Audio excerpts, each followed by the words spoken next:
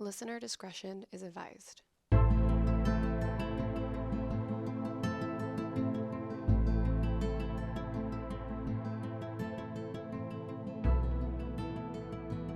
Hey everyone, welcome back to the I Should Totally Be Dead Right Now podcast, where we tell true stories of survivors of true crime, natural disasters, and everything else in between.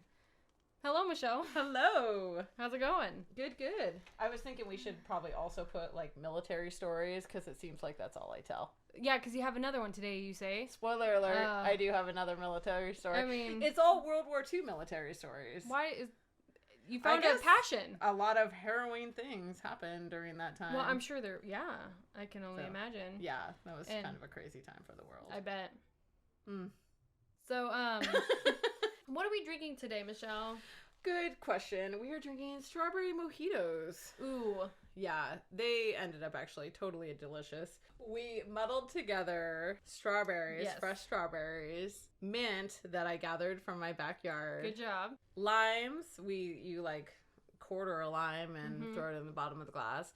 And then I made some mint infused simple syrup. So I got super fancy, i.e. right before I left the house. And then so you muddle all that together, and then you add a couple ounces of some, is it white rum or is it silver rum? I don't know, the clear rum. We use that, and then I think it's white rum. Yeah, I think it is white rum. I think you're right. And then we just topped it off with a little club soda. Oh my god, it's very refreshing. It is. The first batch was not so great. The second batch, we added a little extra simple syrup. Yeah. And it all came together. Yeah. Beautifully. You need a little sweeter with the more crispness. I don't know. It was delicious. Well, it was just way easier to make it in a pitcher than individual glasses. Yeah, that's true. No, it was very good. So you kind of made this on your own. Like, you kind of got inspiration from a recipe, but you kind of changed it up a bit? A little bit. Yeah, I made the mint-infused simple syrup. Actually, I saw another recipe that had that, and I was like, that's a good idea. We're going to do that. So you just use your culinary experience? Because Michelle went to culinary school. Just throwing that out there. Yeah, solid 20 years ago. So thank you for that, Caitlin. I didn't have to put a year on it, Michelle. No, that was actually a lot of fun. I did it because I had had enough of my academia, if you will. I had been doing all these really hard classes, a lot of economics and calculus and blah, blah, blah. I was done with it all, and I was like, fuck it. I'm going to go do cooking school because it's right here in the same college. And so I did that for a full year, and that was delightful. Yeah, no, that's great. That was awesome. And then you got your master's in business. No, I did learn from cooking school that I never ever wanted to work in a restaurant. Oh, okay. I just don't. Maybe like a private chef. Ooh, I did think about that for a little while. I did a little catering on the side back when I first got out of there. And wedding cakes. Lots of wedding cakes. Yeah. A few wedding catering things. I was trying to talk you up, girl. You're the best. Thank you. Caitlin. God damn it. All right. All right. You ready? I am ready for your story, Caitlin. Set the scene, if you would. Yes. This story is about Catrin Pugh. Okay. Catrin? Okay. Yes. Not Catherine. No, it's Catrin. Okay. It is 2013. Okay. And she is 19 years old. All right. And she's working in France's ski resort. So she's working up in the mountains for a gap year that she had. So she really liked going to school and stuff like that, but she didn't know what she wanted to do. So she kind of took a year off to kind of figure things out, sort of live her life, see what life brought her, etc. She was working at the resort for 5 months. Oh my god, you end up choking on a lot of mint in this drink. There's a lot of mint, yeah. You okay there? Yes, I'm okay. Okay. Barely. I apologize. Say what you said again. She was working at this resort for the last 5 months. Okay. So it's like ski season. Okay. So this is wintertime, probably. Yep. Okay. So it is, the ski season is over. So all of the ski staff is now coming down the mountain. So there's a coach, which is also a bus, but they call it a coach. Okay. Taking all the 52 passengers back down. Okay, so they've essentially been living at the top of the mountain at this ski resort. Correct. Okay, so now ski season's done and they're heading down. Yep, she was heading back to North Wales to her parents' house. The driver, Maurice, who is 63 years old, was taking everyone down the 21 hairpin bends. Oh, God. That sounds terrible already. It does sound terrifying.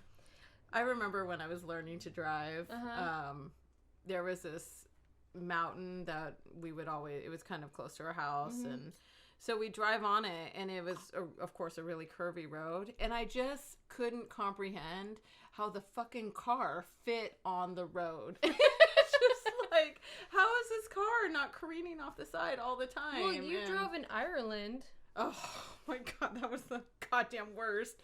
Those roads are so narrow. Yeah. And everyone barrels down them like it's nothing. And then there's me who's terrified. Yeah. And like trying to scooch over to the side, but it's a brick wall.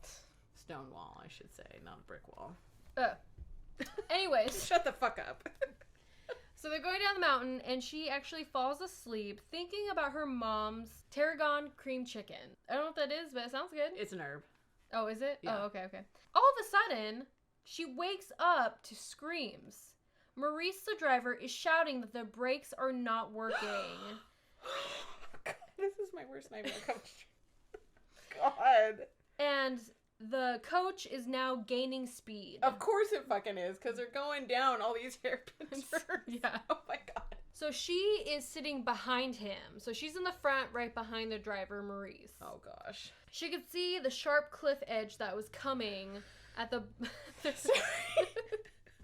God, this is nauseating already.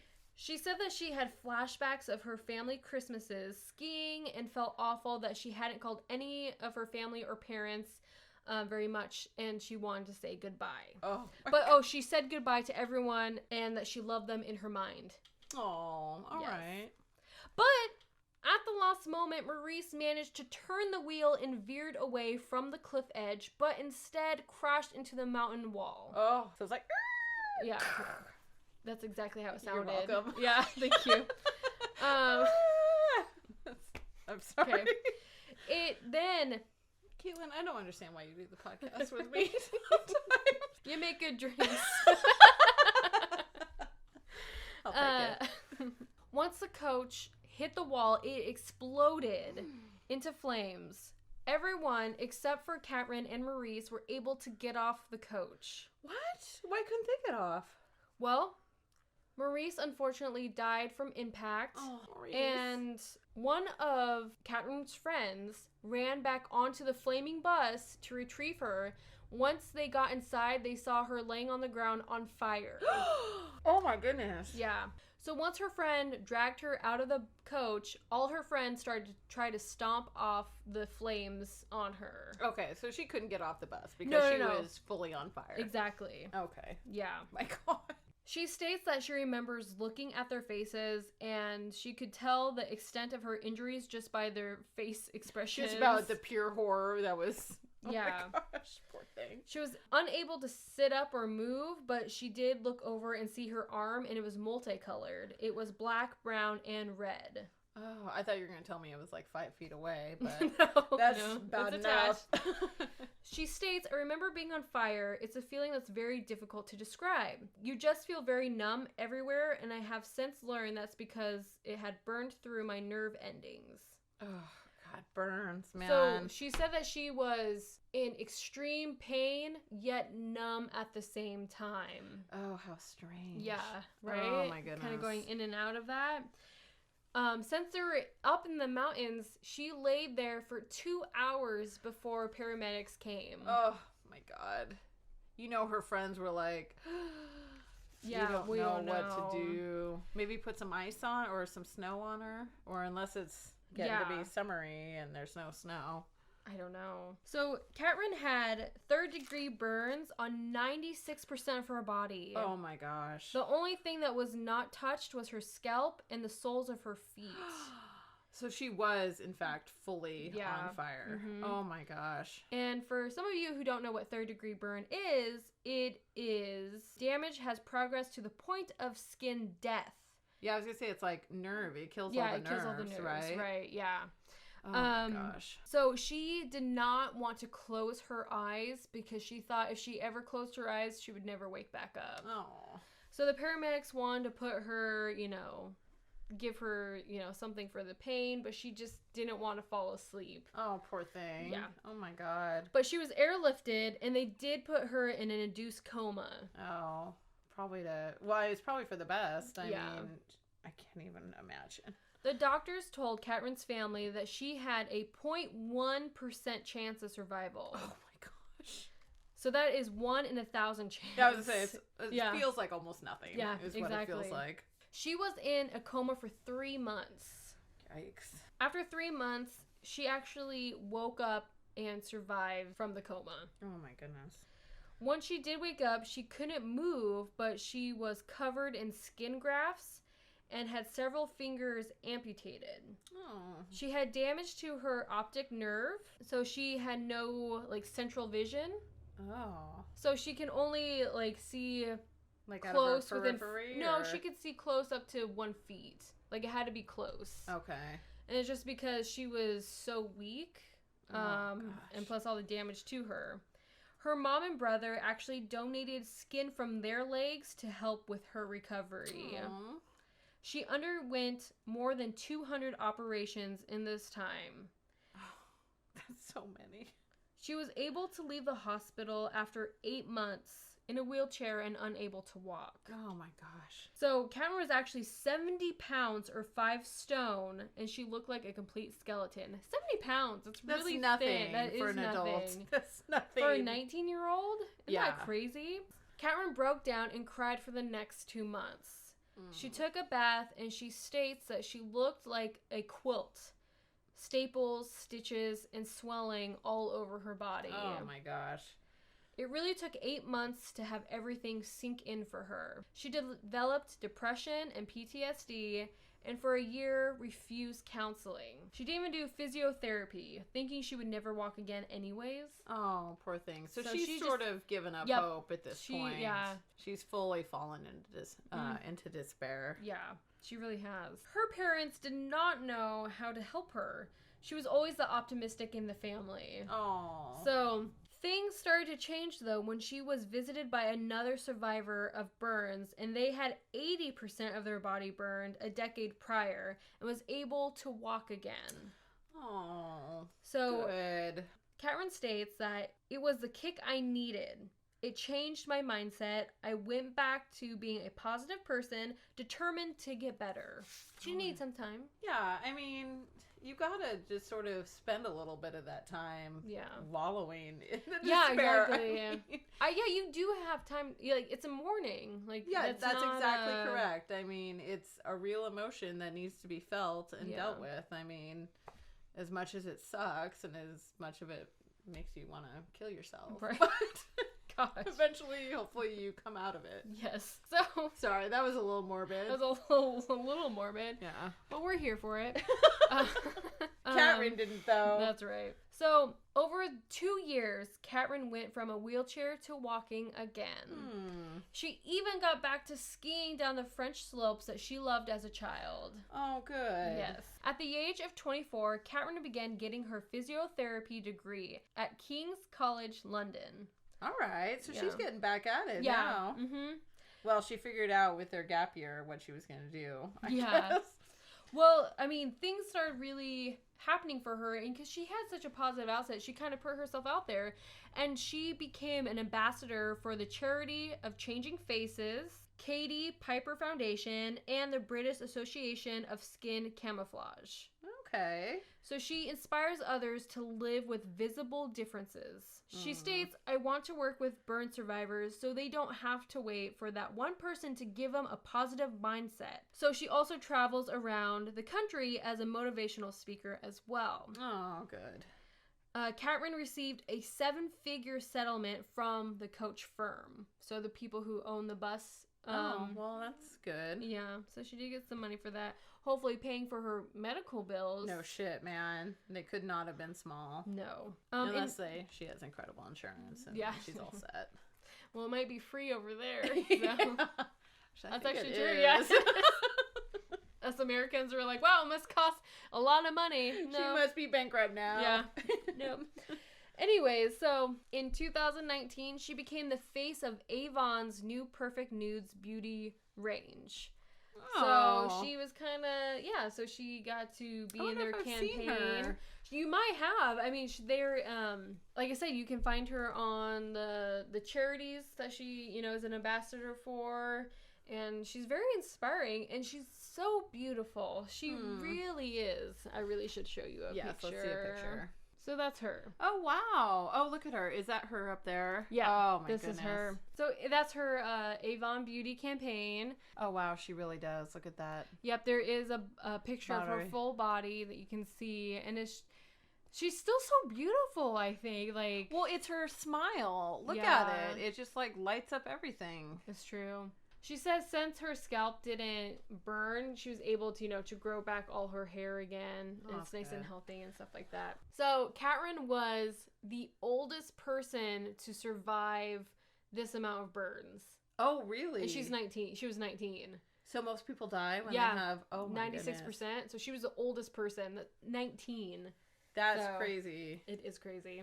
I can't even imagine. So what was it? It was the bottom of her feet and the top of her scalp was the only part that wasn't burned. Yep.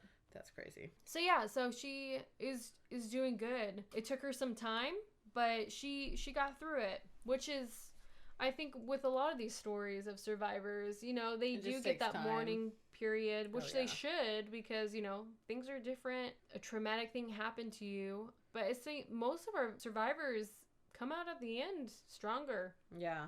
Agreed. I can't even imagine the amount of pain.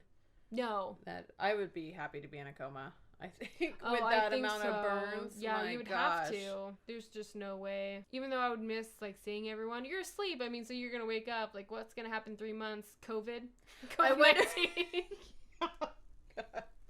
Maybe it's over. Oh, what is that song about sleeping through September? Is it Green Day? Wake me up when September ends. Yes. That's how I feel. I actually have found that I've been maybe sleeping a little bit more. In my first half of quarantine, I was up at 6:30 and doing all this. Yeah, because the last podcast you said you guys are waking up early, getting things done. And now I'm I'm probably just going to stay in bed for a little bit longer, throw a dog in here, we'll snuggle, and Yeah, since I'm not at work anymore. I know. There's no, what's the point of even getting up in the morning? Sad. It's true, though. It is true. My God, I didn't get up till, I got up at 8:30, but That's still. Not bad. Yeah, it wasn't great, though. All right, Michelle, let's hear your story about World War I or II or whatever. II. Okay. Caitlin, World War II. All right. I'll tell a story about World War I next time. Okay. Probably not, but maybe. So, yes. This story, actually, it starts back in 1941. Okay. Well, this story is about George H.W. Bush. The original George Bush. Wow. George Bush, president numero uno. That's what I'm talking about. Senior. Thank you, Caitlin. That's probably a better way to put it. You can fuck yourself. Number one. I didn't even say number one, numero uno. Okay. So, George Bush was a high school senior on December 7th, 1941. Wow. And he was walking on his campus when he heard the news that the base in Hawaii had been bombed. So, of course, he heard the news of Pearl Harbor. Yes. And he wanted to serve immediately. Okay. He was ready to rock and roll and join the military. In fact, what he said was, after Pearl Harbor, it was a different world altogether. It was a red, white, and blue thing. Your country's attacked, you'd better get in there and try to help. That's what happened with September 11th. A lot of people enlisted. It's fuck those guys who did this to us. I'm going to go out and get them. Yeah. So, no, I get it. I could see a surge in patriotism and, just wanting to do your part and be a part of it. So that's exactly how he felt. In fact, and he was 17 at the time, so he could not enlist in the military. So his plan was, briefly, to go to Canada and join their military, the Royal Air Force in Canada. It was but he decided he could wait. So he went home. He joined the Navy and then had one more sort of Christmas at home. And on this trip home from, on his high school break, he went to a Christmas dance, and there he laid eyes on a cute little 16-year-old Oh. hottie Oh. named Barbara. Oh, Barbara. So, of course, it ended up being his wife Right. later, as we all know, Barbara Bush. So, on June 22nd, 1942, Bush 18, Okay. he graduated from high school and he headed off to Boston to be sworn into the Navy. So he did wait. He did wait. Okay. Yeah.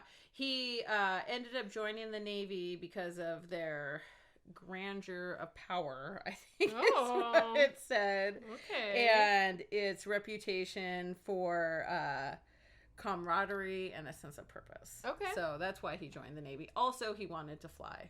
He wanted to be a pilot. Oh, okay. So Cool. he so nearly 1 year later, after joining the Navy, he became an officer of the U.S. Naval Reserve. He earned his wings as a naval aviator. So Bush was likely, I think they didn't have I don't know. It just said he was likely the youngest. They didn't say he was actually the youngest. Okay. Flying officer. Wow. Because as I said, he was not yet 19. Right. So at 18 years old. He was assigned to fly torpedo bombers off an aircraft carrier in the Pacific Theater. So Theater?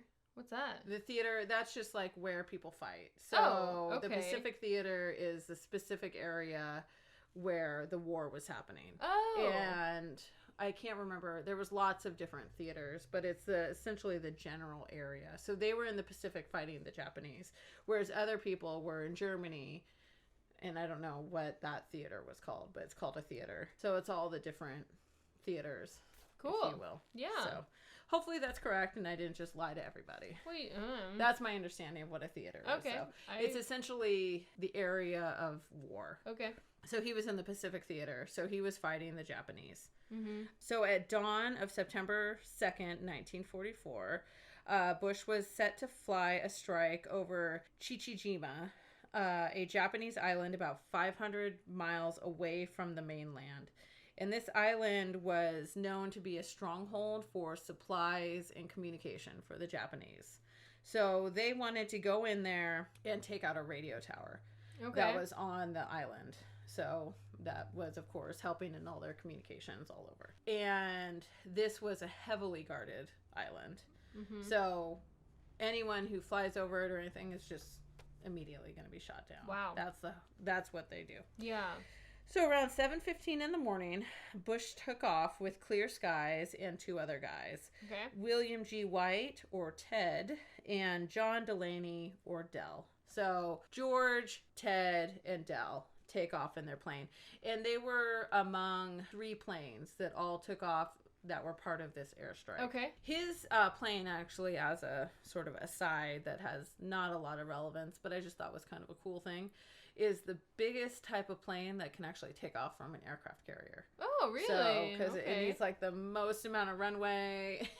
So it's just the biggest. I thought that was kind of interesting. Yeah. So anyway, about an hour of flying, their plane was hit by gunfire or some kind of fire. Ooh. The cockpit started to fill with smoke, and the wings were engulfed in flames. Oh my gosh. Yeah. No. So Bush radios back to Ted and Dell, and it was like, you better get your parachutes on because, Oh my gosh. most likely we're going to be down. going down.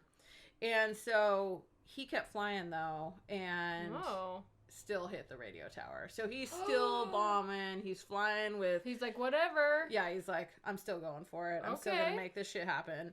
And so he bombed the radio tower, and then he started to fly back out to sea. And so he moved, I guess he kind of was flying at a pitch, like his nose was up a little bit, Mhm. to make it easier for Ted and Dell to parachute out. Oh, wow. And then he, after they got out, he kept flying until they were safely away. And he ended up going out the hatch in the cockpit to try to get out. Wow. Okay. And so he got partway out, and the wind was so strong that it ended up lifting him up and out of there and then pushed him back towards the tail of the plane where he hit his head on the tail. So essentially he just put a big gash in his head and hit his eye. Oh, no. And so he's feeling dazed. Mhm. But fortunately he managed to have the wherewithal to still pull a chute. And Okay. and then the plane crashed into the ocean. So luckily he didn't get just knocked out and just fall from the sky. No, he was just like, oh, that hurt, Yeah. and then pulled a chute. Okay. Lucky. And as he was sort of floating down, he watched his plane crash and then sink under the water.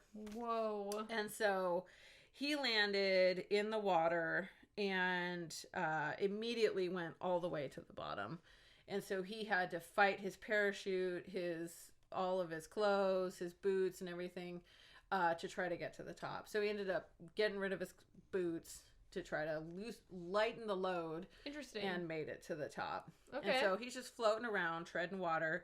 And then about 50 feet away, he saw a unemployed, I guess. Unemployed? Unemployed raft or undeployed. Oh, okay. I don't know what. Anyway. Sure. He found a raft. He was able to deploy it. Okay. Make it inflate. Flip himself in. And That's then lucky. he was just hanging out at that point. And he realized that Del and Ted were nowhere around. And so... Like, he thought they were dead, or Yeah. they're just... yeah, they were dead. What? So, spoiler Why? alert. Why? Well, we'll get to that. Oh, okay. Okay. I'm confused, but all right. So he just was floating. So he managed to get into the life raft. Okay. But unfortunately, with the wind and everything, it was pushing him back towards Chichijima. Sorry. That sounds right. So he started pushing him back towards this Japanese island. Okay. So he had to paddle like with everything he had to try to get away from it. And then after a while, he was alone. He was vomiting over the side, mainly due to his head injury. Oh, okay. And he was slowly beginning to grasp that Del and Ted were nowhere around and that most likely they were dead. So he was crying and mourning them. He was thinking of Barbara, or Bar, as he called her. Bar? Yeah, Bar. Okay. Just imagining himself with her and being back at home and just really not wanting to be where he was. So I think it was quite a few hours later, he started seeing planes sort of zooming him, is what they called it. Huh. So it was U.S. planes scouting for survivors. Oh, okay. Well, again. And then, out of nowhere, it was very startling, a submarine just came up right underneath him. Oh my gosh. And he was saved. Aww. So that was his rescuers. They came out and they said, "Welcome aboard, sir." And he's like, "Happy to be aboard." I bet.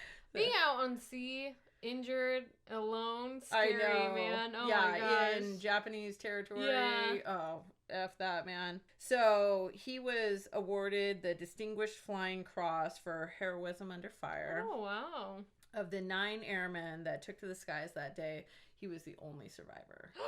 So really? He later heard of the horrific war crimes against the American captives, including cannibalism. Oh my gosh. His 8 comrades were tortured and beheaded or stabbed to death. And then the body parts of 4 American pilots were found later, were cooked and eaten by Japanese officers. Oh my gosh, what? Yeah, that's fucking crazy. It is. So, why? I don't know. I was actually thinking about that. It's like a pride thing? Yeah, was it a cultural thing or was it we're starving? And because actually my understanding of how MSG came to be was there was no good meat to serve the Japanese soldiers. You know, they were running low on supplies. And so to make spoiled meat palatable, they created MSG. And so they just cover it with MSG, and it made it a little easier to eat all this rancid meat. And so really? That's my understanding of how Interesting. MSG came to be. Gross. All right. So I don't know if they were just like ingesting the souls of their enemies or they were just starving to death. Right. So I'm not sure which is which. All right. Okay. But he made it home, and George and Barbara got married soon afterwards. Aww. And they ended up staying married for 73 years, and up until her death at 92.